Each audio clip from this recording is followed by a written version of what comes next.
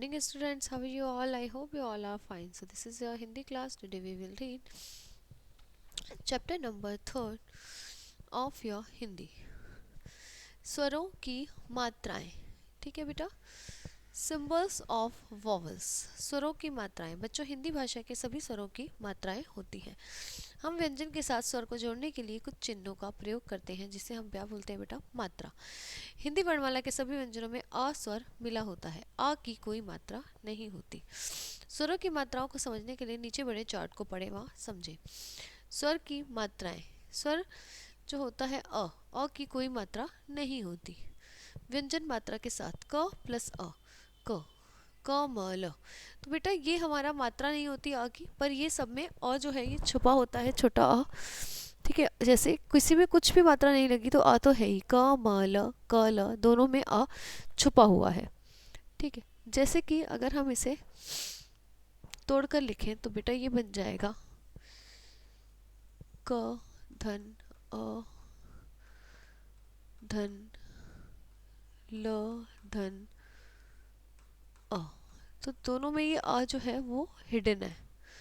ठीक है, क ल. ऐसी क म ल में भी. नेक्स्ट हमारी मात्रा आती है आ की मात्रा.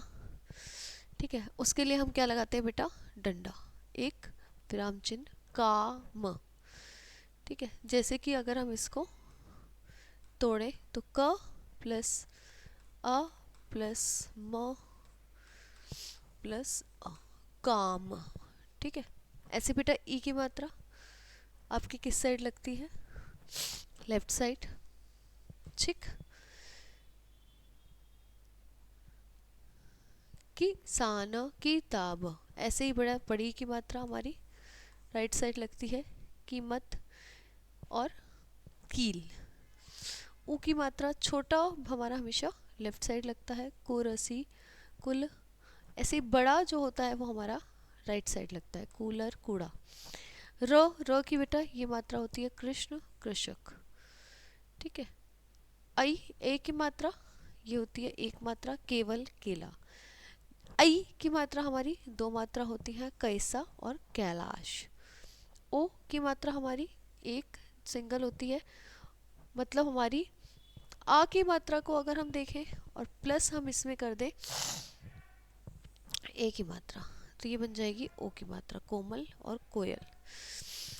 ऐसे ही बेटा अगर हम इसमें ये ऐड कर दें आ की मात्रा में आई की मात्रा तो कौन और कोआ ये हमारी क्या बन जाएंगी? औ की मात्रा. तो ये हमने सारी मात्राएं देखी जो हम पहले से ही पढ़ते आ रहे हैं.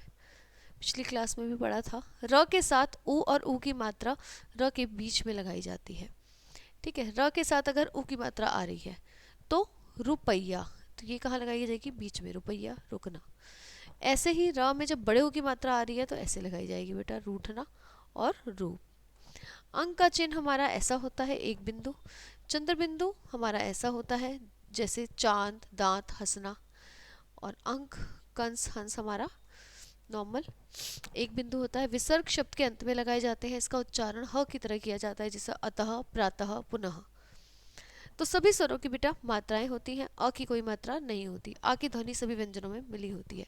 स्वर के लिए निर्धारित चिन्हों को क्या कहते हैं बेटा? मात्रा. व्यंजन के साथ स्वर की मात्राएं जोड़ने पर क्या बनते हैं? शब्द बनते हैं. तो ये थी हमारी स्वरों की मात्राएं. चैप्टर नंबर 3 जो यहाँ पे फिनिश होता है. हम आपको मिलते हैं नेक्स्ट क्लास में विद द न्यू चैप्टर. तब तक के लिए बाय बाय.